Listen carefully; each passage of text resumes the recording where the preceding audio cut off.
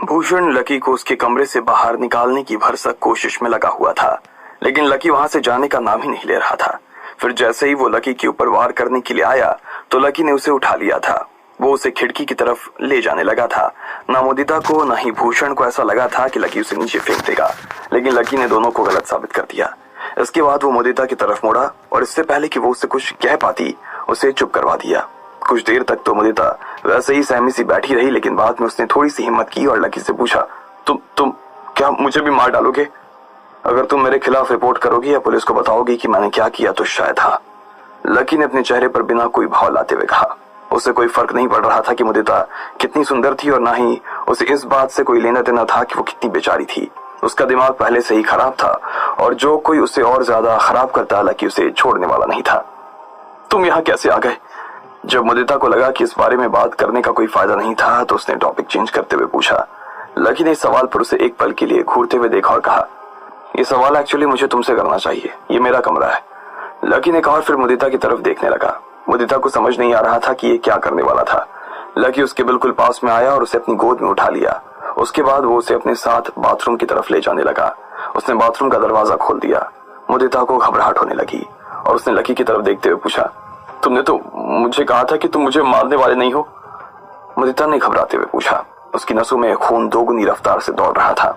आज वैसे भी उसके साथ में जो कुछ हुआ था उसकी वजह से वो पहले से ही बहुत ज्यादा परेशान हो गई थी। उसके बाद इस आदमी ने उसके सामने खून कर दिया था। भूषण के जाने के बाद उसे लगा कि शायद सब कुछ अब खत्म हो जाएगा, लेकिन अब लकी उसकी जान के पीछे पड़ गया। लकी ने जब इस सवाल का जवाब नहीं दिया तो मुदिता भी उसे शांति से देखती रही। उसे पता था कि शोर मचाने का कोई फायदा नहीं था और ना ही लकी से लड़ा जा सकता था। अगर वो ऐसा कुछ करती तो शायद लकी उससे ज्यादा जल्दी फेंक देता। वो बस रोए जा रही थी। इतने में लकी उसे बाथरूम में ले गया और उसे बाथ टब में लेटा दिया। उसके बाद उसने पानी चालू कर दिया। धीरे धीरे टब भरने लगा। तुम मुझे पानी में डुबाकर मारने वाले हो? मुदिता को कुछ समझ नहीं आ रहा था, इसलिए उसने फिर से पूछा। चुपचाप 15 मिनट तक यहीं बैठी रहो। तुम्हें पता नहीं है लेकिन तुम्हें ड्रग्स दिया गया है। मैं नहीं चाहता कि तुम ड्रग के नशे में मेरे कमरे में आकर सो जाओ और मेरे पलंग पर आने के बारे में बिल्कुल भी मत सोचना। लकी ने मुस्कुराते हुए कहा। यह सुनते ही मुदिता का चेहरा जैसे लाल हो गया था। उसका शरीर तो पहले से ही लाल पड़ने लगा था। लकी की ये शब्द सुनकर उसे ऐसा लग रहा था जैसे उसके कान जले जा रहे थे और वो जलकर और ज्यादा लाल हो गए थे। लकी ने उसे पानी में छोड़ा और वहां से बाहर आ गया। लगभग 10 मिनट के बाद में मुदिता टॉवल बांधकर बाहर आ गई। उसके बाल गीले थे और वो थोड़ा सा कांप रही थी। लकी ने उसके लिए पहले से ही चाय बनाकर रखी हुई थी। वो जैसे ही बाहर आई तो लकी ने उसे उसकी चाय पकड़ा दी। थैंक यू, मुदिता ने चाय का कप लेते हुए कहा और फिर शर्माई नजरों से लकी की तरफ देखने लगी। जैसे उसने लकी को देखा तो पता नहीं क्यों उसके गाल लाल हो गए। उसे उम्मीद नहीं थी कि वो लकी जैसे खतरनाक आदमी को इस नजर से भी देख सकती थी। उसे आज लकी के साथ रहकर पता नहीं कुछ अजीब सा महसूस हो रहा था। उसे लग रहा था जैसे लकी की आंखों ने उसके मन की उन परतों से धूल झाड़ती थी जो परतें काफी सालों से दबी हुई थी। मुदिता काफी सालों से म्यूजिक इंडस्ट्री में काम कर रही थी। जब वो पहली बार इस इंडस्ट्री में आई थी तो उसका सपना था कि वो बहुत ही बड़ी सिंगर बने, लोग उसके गानों के दीवाने हो जाएं और चारों तरफ हर कान में बस उसके ही सुर गूंजे। लेकिन जब उसने इस दुनिया की हकीकत देखी तो यहाँ उसका मन लगना धीरे धीरे कम हो गया। उसने इस चक्कर में गाना भी छोड़ दिया और जितना दूर हो सकता था वो स्टेज से उतनी दूर रहती थी। बाद में जब उसे सृजित का मैनेजर बनने का मौका मिला तो उसने तुरंत हाँ कर दी। वो वापस घर नहीं जाना चाहती थी और उसे कैसे भी करके अपना खर्च चलाना था, इसलिए उसने ये नौकरी अपने हाथ में ले ली। लेकिन इतने सालों में हर रात वो बस यही सोचती थी, किसी चीज का सपना देखती थी कि उसे ये सब काम छोड़ देना चाहिए। इतनी चकाचौंध की जिंदगी उसे अच्छी नहीं लगने लगी थी और ये सब छोड़कर एक साधारण जिंदगी वो गुजारना चाहती थी। आज जब वो लकी के साथ में इस कमरे में थी उसे लग रहा था जैसे वो वही जिंदगी बिता रही थी जिसे बिताने का वो सपना देखा करती थी। लकी उसे अब कुछ ज्यादा ही पसंद आने लगा था। लकी का ये रूप तो उसे बहुत ही अच्छा लग रहा था, लेकिन उससे पहले उसने लकी का वो रूप देख लिया था जो वो कभी नहीं देखना चाहती थी। इसलिए वो आगे बढ़ने से पहले भी 2 बार सोच रही थी। मैं पलंग पर सोने वाला हूँ और तुम सोफे पर। ब्लैंकेट मैंने वहीं पर रख दिया है, एसी भी एडजस्ट कर दिया है, तुम्हें रात को ठंड नहीं लगेगी। फिर भी अगर लगे तो रिमोट वहां रखा है, उठकर ठीक कर लेना। लकी ने बहुत ही ठंडे सुर में कहा। उसने मुदिता के सारे सपने को एक ही झटके में धाराशायी कर दिया। उसके चेहरे पर 12 बज रहे थे। फिर मुदिता को याद आया कि उसके पास पहनने के लिए कपड़े नहीं थे। उसकी ड्रेस भीग चुकी थी और उसके अलावा वो कुछ लाई नहीं थी। इतनी रात को नीचे जाकर कपड़े लाना भी कम खतरनाक नहीं था। भूषण के मरने के बाद पुलिस ने वहां शिनाख्त करनी शुरू कर दी। ऐसे में अब उसके पास में ऐसे सोने के अलावा और कोई चारा नहीं था। इधर लकी को समझ नहीं आ रहा था कि ऐसा कैसे हो सकता था। ये कमरा खास जयंत ने उसके लिए बुक कराया था, ऐसे में कोई दूसरा उसके कमरे में कैसे आ सकता था। ये कमरा कोई आम कमरा नहीं था कि जिसमें कोई भी ऐसे ही घुसा चला आए। प्रेसिडेंशियल स्वीट था, हर कोई होटल के इस एरिया में आता भी नहीं था। ऐसे में कहीं ऐसा तो नहीं था कि मुदिता बिना रिसेप्शन से बुकिंग करवाए सीधा ही यहाँ घुसी आई हो, या हो सकता था ये काम भूषण ने किया हो।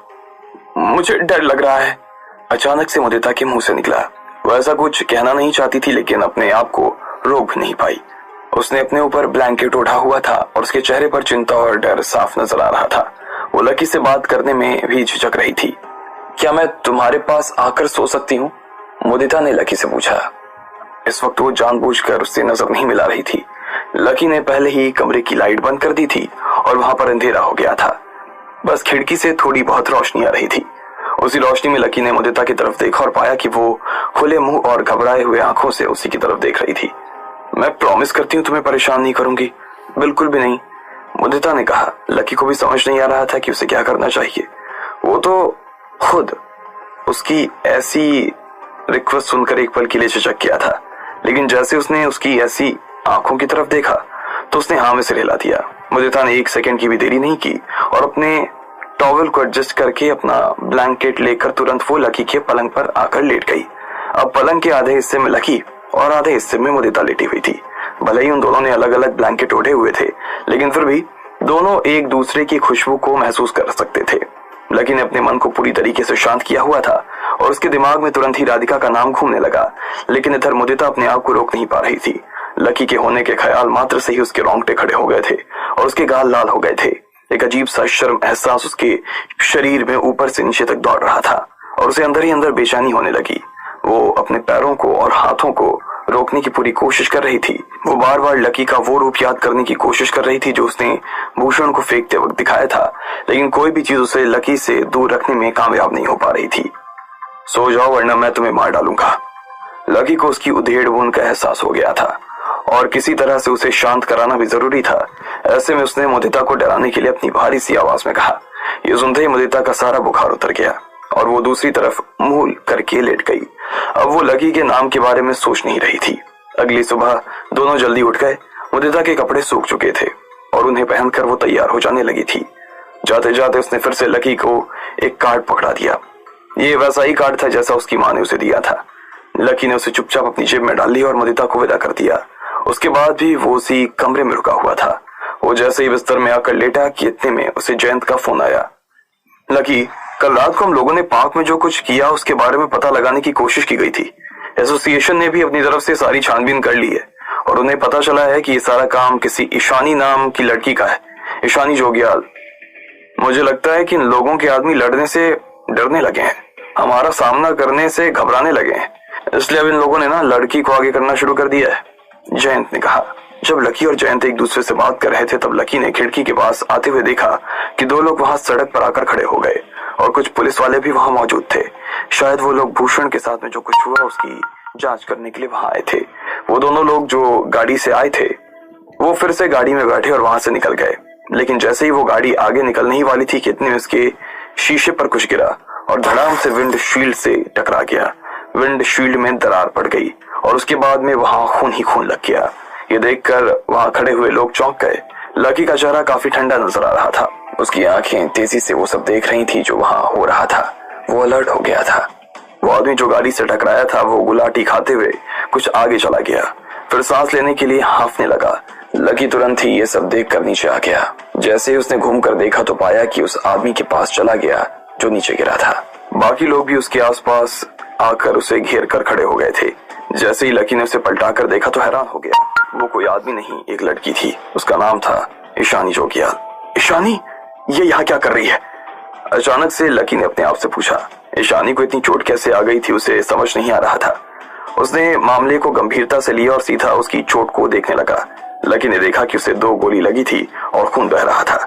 लकी ने तुरंत अपनी जेब से रुमाल निकाला और उसका बहता हुआ खून बंद करने के लिए रुमाल के 2 टुकड़े कर उसके घाव को बंद कर दिया। लेकिन जैसे ही लकी ने उसके बदन को छुआ तो इतने में ईशानी जोग्याल ऐसे खड़ी हो गई जैसे उसे कुछ हुआ ही नहीं था। उसका हाथ एक चाकू पर गया और उसने उसे निकालकर लकी का गला रेत दिया। अब क्या होने वाला था आगे? क्या ये ईशानी की कोई चाल थी? क्या लकी उसकी इस चाल से बच पाता? आपको क्या लगता है, क्या होंगे इन सभी सवालों के जवाब? कमेंट बॉक्स में कमेंट करके हमें जरूर बताएं। और सभी सवालों के जवाब को जानने के लिए सुनते रहिए इंस्टा मिली सिर्फ पॉकेट FM पर।